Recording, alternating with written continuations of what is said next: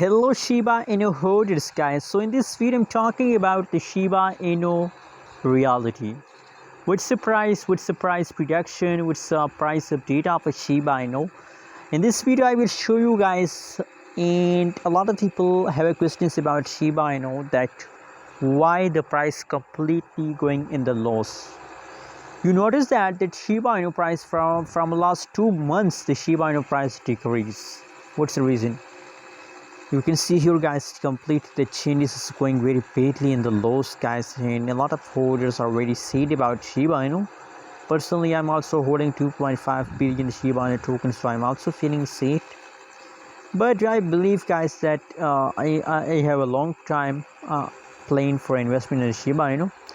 I'm holding to the last of 2021, that's why I'm feeling like satisfied. 0.0006 USD dollar the right now price of a Shiba Inu, and except of last 1 hour, except of last 60-minute update, all changes is going wrong in the market except of these guys. So I hope guys that the changes will become positive very soon, but now it is a completely false time. Let me show you the price chart. You can see here guys, there is the last 1 month update, in completely a whole month the Shiba Inu price falls